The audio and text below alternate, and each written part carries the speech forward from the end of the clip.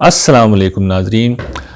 आम तौर पर मैं यूट्यूब में या फेसबुक पर आप लोगों को कोई लेक्चर या कोई दर्स की नौइयत की चीज़ है जो दिया करता हूँ, लेकिन आज की जो नशिस्त है वो असल में हमारे नन्हे नन्हे मेहमान यहाँ मौजूद हैं।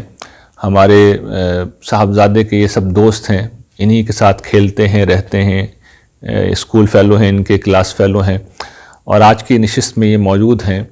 मैं आज इनसे बात कर रहा हूँ और ये बात क्या है, एक कहानी है जो मैं इनको सुना रहा हूँ।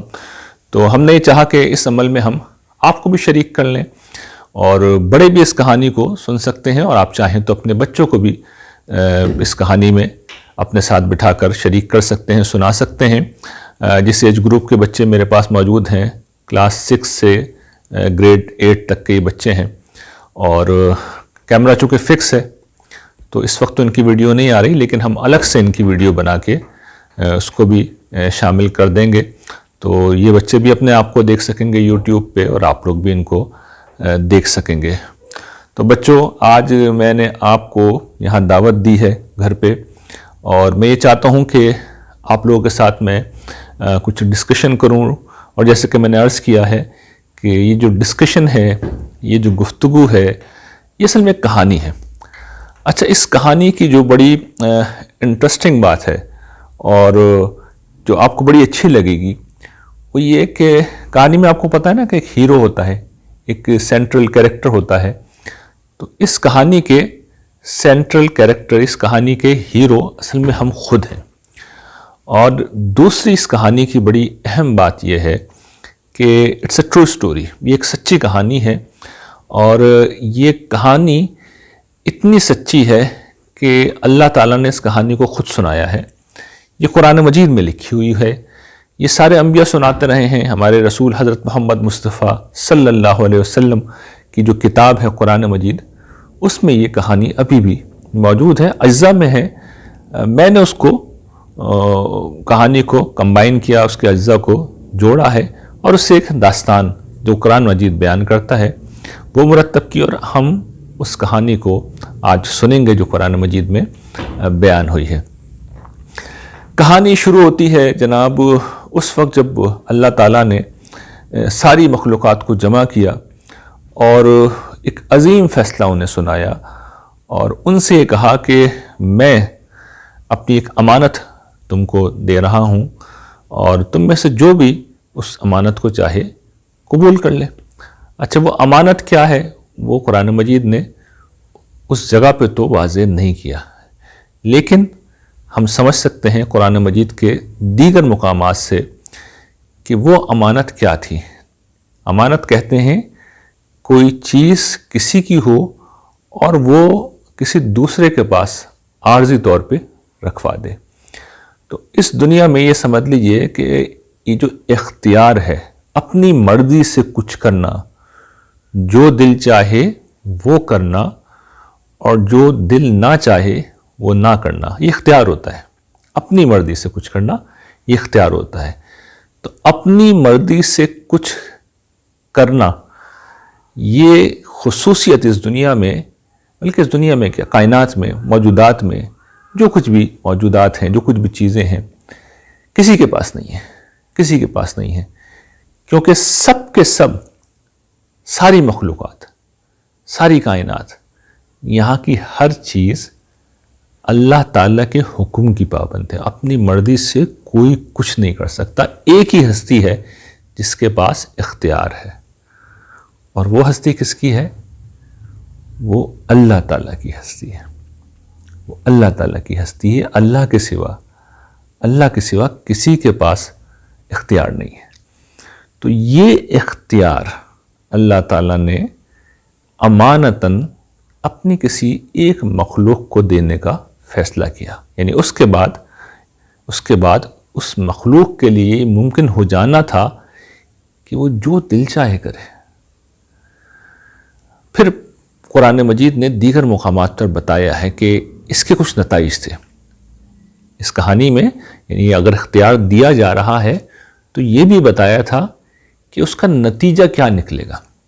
नतीजा ये निकलेगा کہ کسی نے اس اختیار کو غلط استعمال کیا، یعنی جو دل چاہے آپ کر سکتے ہیں، لیکن آپ نے کوئی برائی کر دی تو پھر بہت سخت سزا ملے گی۔ اور کسی نے اس اختیار کو اللہ کی مرضی کے مطابق استعمال کیا، جیسے اللہ تعالیٰ خود چاہتے ہیں، جیسے وہ کہیں، تو پھر اللہ تعالیٰ نے بہت بڑے انعام کا وعدہ کیا۔ اور انعام کیا تھا؟ وہ انعام یہ تھا کہ یہ پوری کائنات جتنی کچھ بھی ہے، اس کا اس مخلوق کو بادشاہ بنا دیا جائے گا، اور وہاں پہ بڑا فن ہوگا۔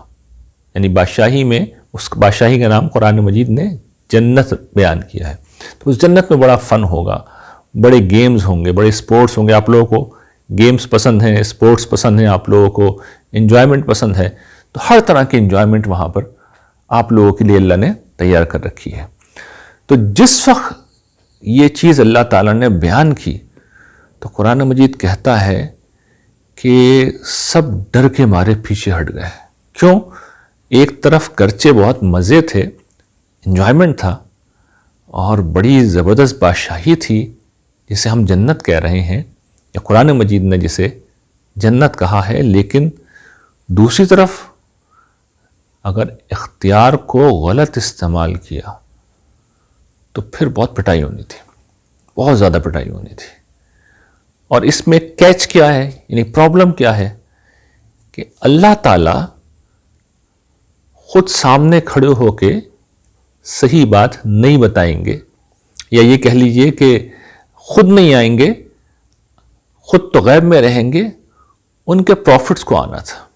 یعنی خود اللہ تعالیٰ صحیح بات بتانے نہیں آئیں گے، کبھی نہیں آئیں گے، اور نہ وہ کسی کو منع کریں گے، نہ وہ روکیں گے، کسی برائی کے اوپر کوئی روک ٹوک نہیں ہوگی۔ اسی طریقے سے کوئی اچھا کام کریں گے تو اللہ تعالیٰ فوری طور پہ نہ انعام دیں گے، نہ شاباش دیں گے۔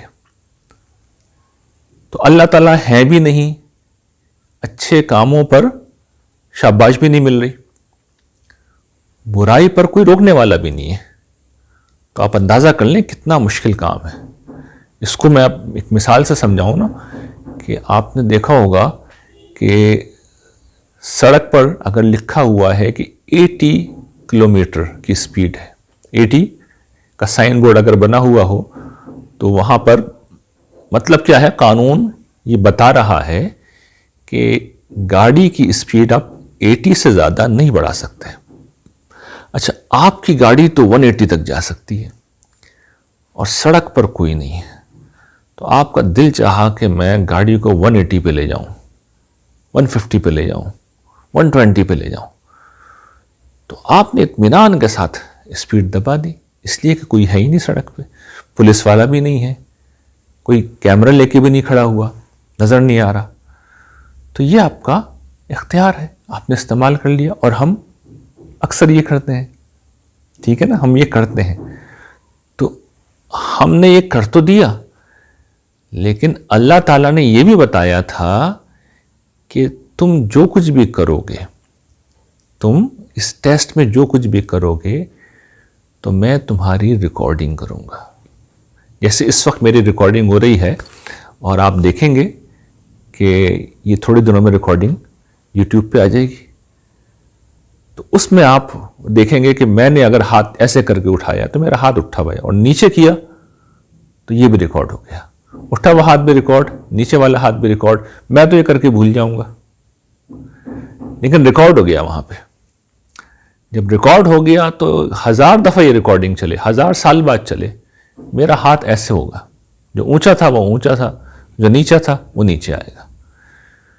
تو اللہ تعالیٰ نے یہ بتا دیا کہ میرے فرشتے تمہاری ہر بات لکھیں گے، ہر پہلو سے ریکارڈنگ کریں گے، اور پھر ایک دن آئے گا جب میں فیصلہ سناؤں گا، اور اس ریکارڈنگ کی بنیاد پہ، یعنی میں گرچہ خود تو نظر نہیں آ رہا ہوں گا لیکن ریکارڈنگ ہو رہی ہوگی، لیکن ایک دن آئے گا کہ میں فیصلہ سناؤں گا، اور اس وقت جس کی ریکارڈنگ میں یہ بات آ گئی کہ اس نے اپنے اختیار کو غلط استعمال کیا ہے، تو اس کی پھر جہنم میں بڑی پٹائی ہوگی۔ اور جس نے اچھے کام کیے، اپنے اختیار کو ٹھیک استعمال کیا وہ جنت میں مزے کرے گا۔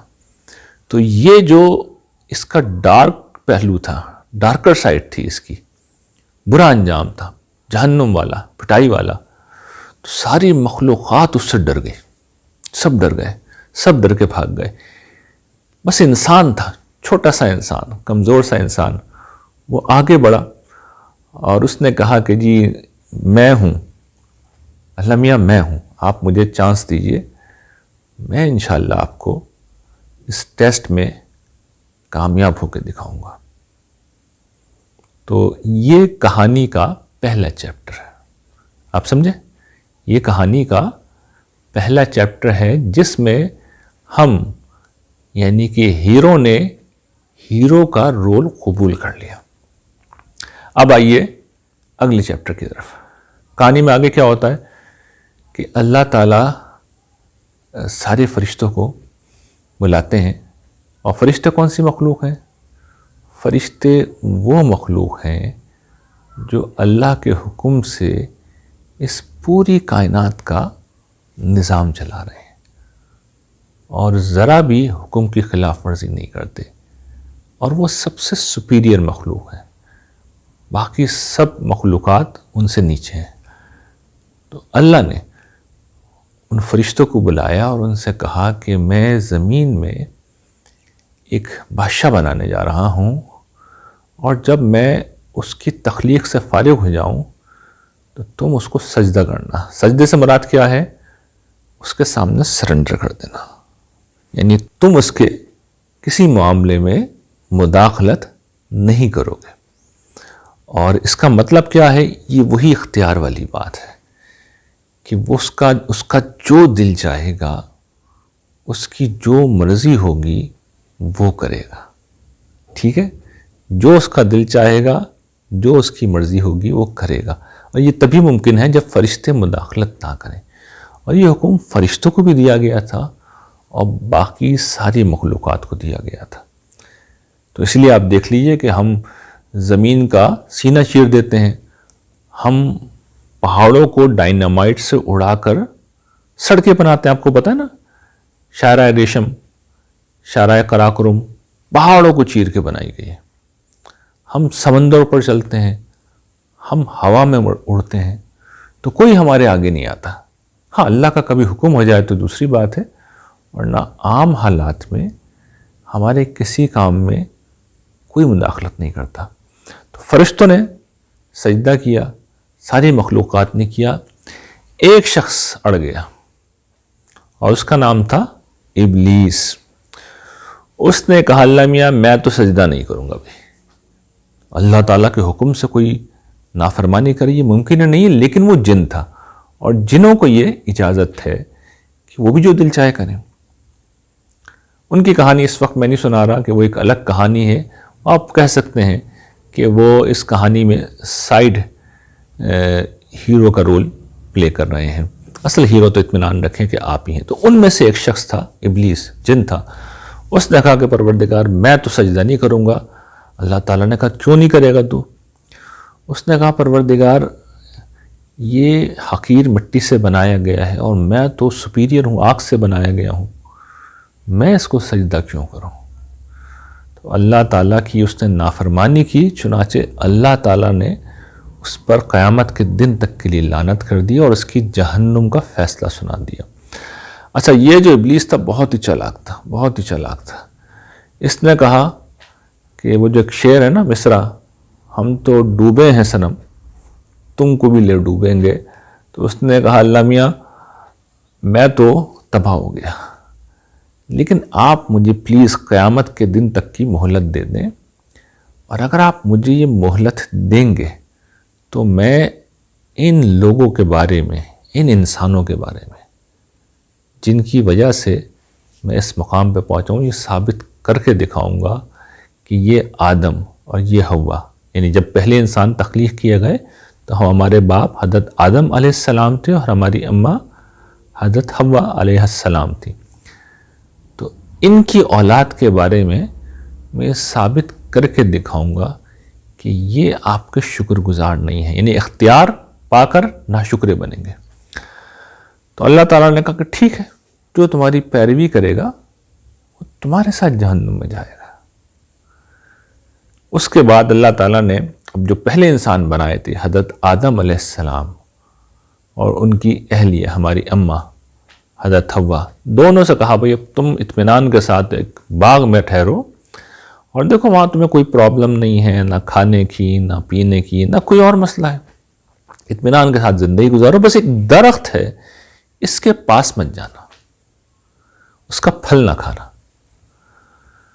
اور دیکھو یہ جو شیطان ہے نا، یہ تمہارا کھلا ہوا دشمن ہے، اس کی باتوں میں بھی مت آنا۔ اچھا، یہ کہہ کے اللہ تعالیٰ نے ان کو چھوڑ دیا، اور جو اللہ تعالیٰ کا طریقہ ہم نے شروع میں دیکھا تھا، اسکیم کیا ہوگی کہ اللہ تعالیٰ نے روکنا نہیں ہے کسی چیز سے۔ اب حضرت آدم ہیں، حضرت حوا ہیں، وہ گھوم رہے ہیں، پھر رہے ہیں، پھل کھا رہے ہیں، سب کچھ مزے کر رہے ہیں، انجوائے کر رہے ہیں، اس درخت کے پاس نہیں جا رہے ہیں۔ دوسری طرف شیطان ہے، وہ حسد میں جل رہا ہے، بھن رہا ہے، وہ کہہ رہا ہے کہ مجھے تو انہیں نیچے دکھانا ہے، انہیں نیچا کر کے دکھانا ہے۔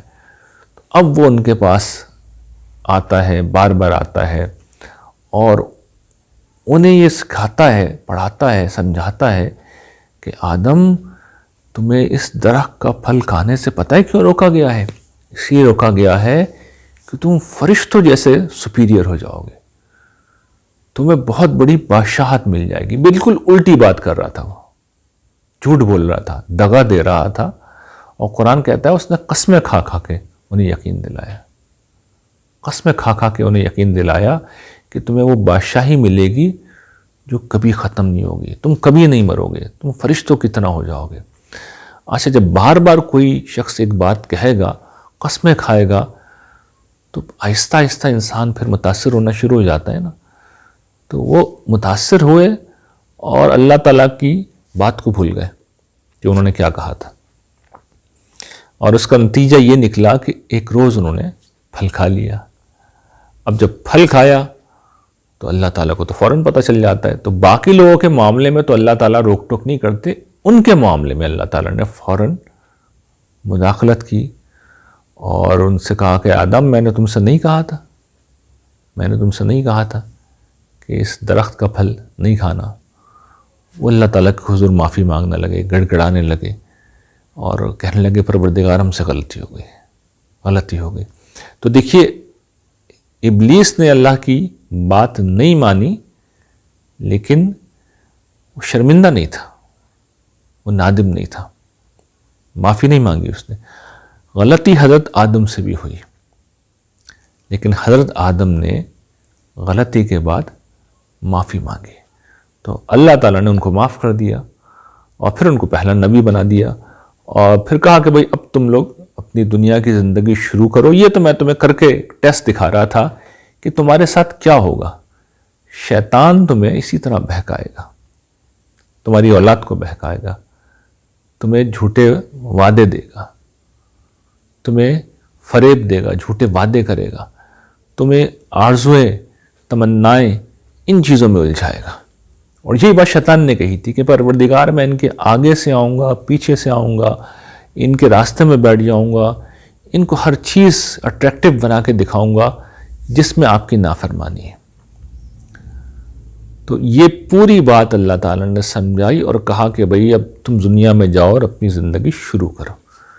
تو یہ کہانی کا دوسرا چیپٹر ہے۔ اچھا، تیسرا چیپٹر کیا ہے کہانی کا جس میں ہم موجود ہیں؟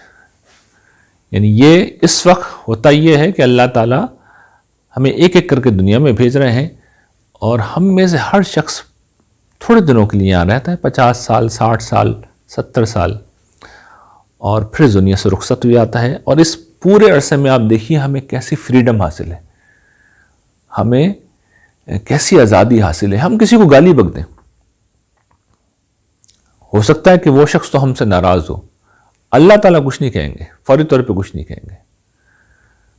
ہم کسی کے ساتھ زیادتی کر دیں، ہو سکتا ہے کہ وہ شخص ناراض ہو، اللہ تعالیٰ انٹرفیئر نہیں کرتے۔ تو اللہ تعالیٰ بالکل غیب کے پردے میں ہے، اسے ہم غیب کہتے ہیں۔ غیب کا مطلب یہ جسے عام زبان میں کہتے ہیں نا، غائب ہو گیا کوئی شخص، نظر نہیں آ رہا، انسین ہے۔ تو اللہ تعالیٰ انسین ہے، انٹرفیئر بھی نہیں کرتے۔ جیسے کہ میں نے کہا شاباش بھی نہیں دیتے اچھے کاموں پہ، برائی پہ روکتے بھی نہیں، بس انہوں نے اپنا میسج اپنے پروفٹس کے ذریعے سے ہم تک پہنچا دیا ہے۔ تو اب اس کہانی میں ہمیں کیا کرنا ہے یہ میں اب آخر میں بتاؤں گا۔ کہانی کے چوتھے اور آخری چیپٹر پہ ابھی چلتے ہیں۔ چوتھا چیپٹر کیا ہے کہانی کا کہ ایک روز اللہ تعالیٰ ساری دنیا کو ختم کر دیں گے۔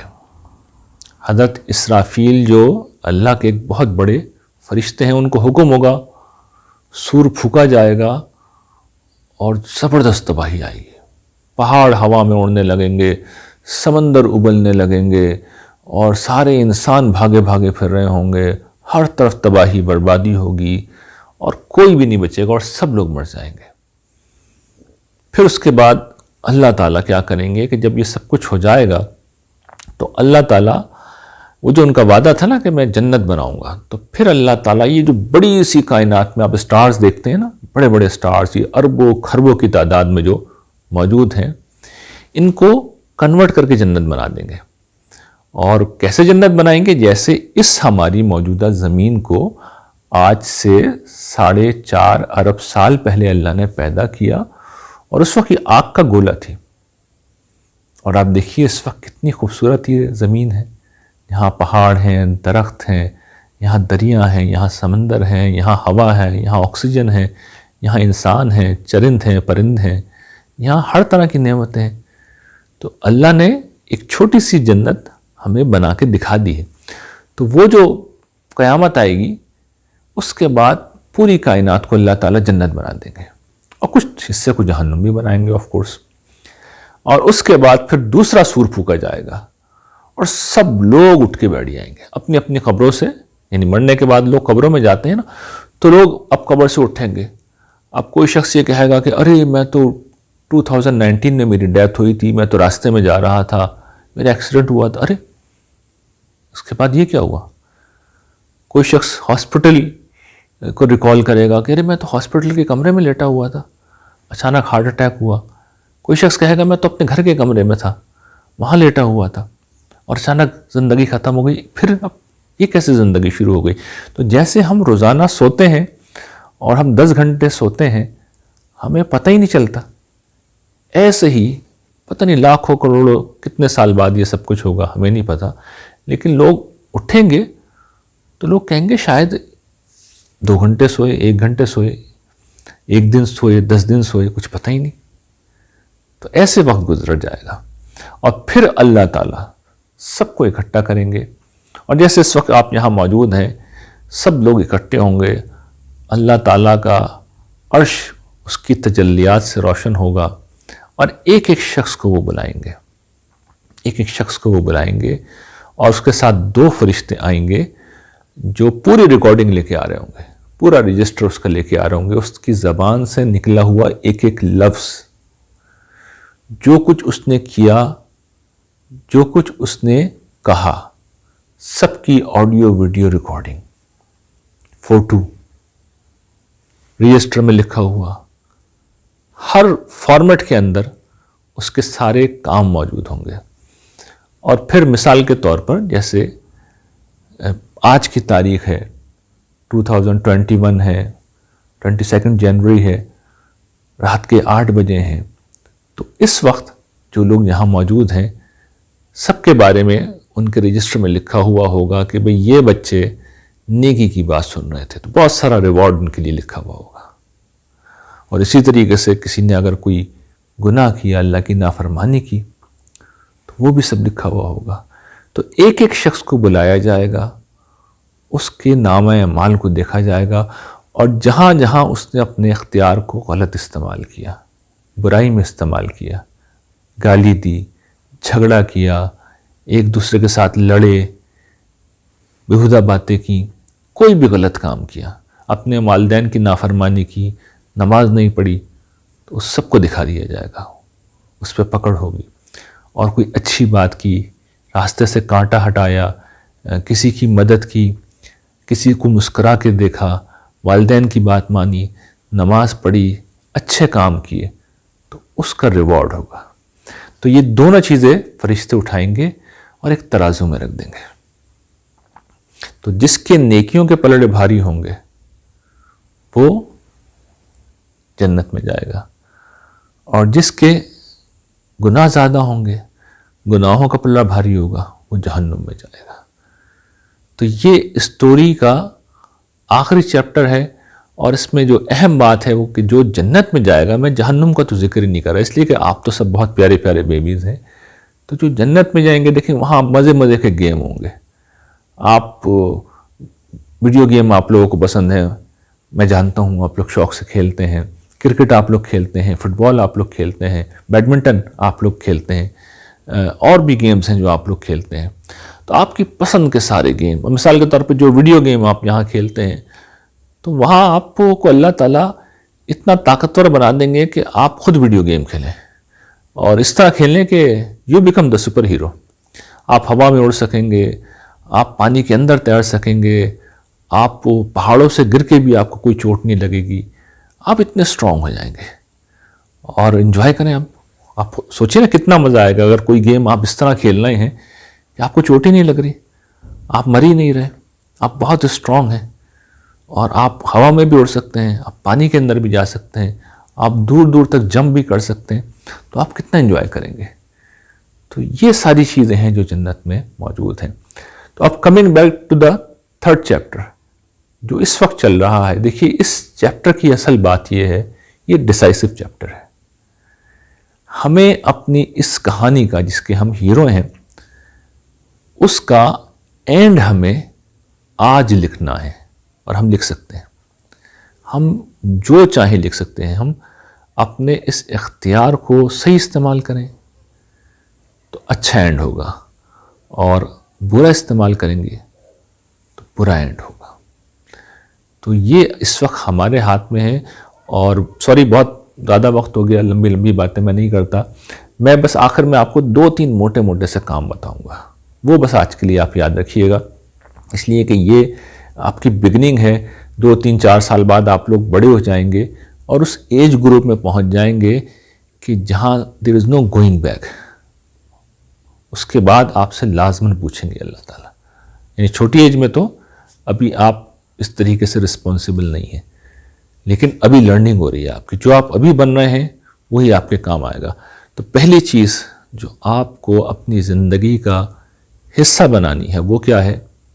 5 وقت نماز، اس کی پابندی، یہ پہلا کام ہے، اس لیے کہ اللہ نے ہمیں سب کچھ دیا ہے، ہمارا خالق، ہمارا مالک، ہر نعمت اس کی ہے، تو اس کا شکر ادا کرنا 5 وقت ضروری ہے۔ دوسری چیز، اپنے والدین کی اطاعت۔ دیکھیے والدین ہمارے لیے بہت کچھ کرتے ہیں، بلکہ سب کچھ کرتے ہیں۔ آپ کے اسکول کے ایکسپینس کون اٹھاتا ہے؟ اسکول کون چھوڑ کے آتا ہے؟ کون لے کے آتا ہے؟ کون آپ کا لنچ بناتا ہے؟ ہر چیز پیرنٹس کر رہے ہوتے ہیں، اور پتہ نہیں کتنی چیزیں کر رہے ہوتے ہیں۔ اللہ تعالیٰ یہ کہتے ہیں والدین کے ساتھ حسن سلوک کرو، اور ان کو ڈس اوبے نہ کرو۔ یہ 2 چیزیں۔ اور تیسری چیز یہ کہ آپس میں کوئی لڑائی جھگڑا نہیں ہونا چاہیے۔ دیکھیے ہوتا کیا ہے کہ کوئی کسی کو ساتھ زیادتی کر دیتا ہے، کسی کو گالی دے دی، کسی کو برا بھلا کہہ دیا، کسی کو دھکا دے دیا، کسی کو مار دیا، یہ بہت بڑا ظلم ہے، یہ بہت بڑا ظلم ہے۔ تو کسی کے ساتھ زیادتی نہیں کرنی، کوئی کرے تو اسے معاف کر دیں، اس لیے کہ جس نے کسی کے ساتھ زیادتی کی اللہ تعالیٰ اسے نہیں چھوڑیں گے، سخت سزا دیں گے۔ تو آپس میں لڑائی جھگڑے بالکل نہ ہوں، محبت سے رہیں، پیار سے رہیں، کوئی غلطی کسی سے ہو جائے تو معافی مانگ لے، جس نے کی ہے معافی مانگ لے، جس کے ساتھ زیادتی ہوئی ہے وہ معاف کر دے، مل کے کھیلیں، ایک دوسرے کے ساتھ تعلق بالکل بھی ختم نہ کریں۔ تو یہ اگر چند موٹی موٹی چیزیں ہم نے کر لیں تو پھر انشاءاللہ ساری زندگی ہم اور نیکیاں کریں گے۔ اور اگر ان چیزوں میں بھی ہم نے کسی غفلت کا مظاہرہ کیا، کیونکہ یہ جو بڑی بیسک چیزیں ہیں نا، بیسک چیزیں، تو پھر بہت سخت پکڑ ہوگی، بہت سخت پکڑ ہوگی۔ تو میں بس زیادہ آپ لوگوں کا وقت نہیں لوں گا، انشاءاللہ اس کے بعد اب ہم مل کے ڈنر کریں گے۔ اللہ تعالیٰ آپ سب کو بہت ساری آسانیاں دے، خوشیاں دے، کامیابیاں دے۔ آپ پیارے پیارے بچے، اور جو بچیاں پیچھے بیٹھی ہوئی ہیں ان کا بھی بہت شکریہ، آپ نے اتنی توجہ سے میری بات سنی، اور ناظرین کا بھی بہت شکریہ۔ آئی ہوپ کہ آپ نے بھی بچوں کے اس لیکچر کو انجوائے کیا ہوگا۔ میری دعا ہے کہ اللہ تعالی ہم سب کو اپنے بچوں کی اچھی تربیت کرنے والا بنائے۔ وآخر دعوانا ان الحمد للہ رب العالمین۔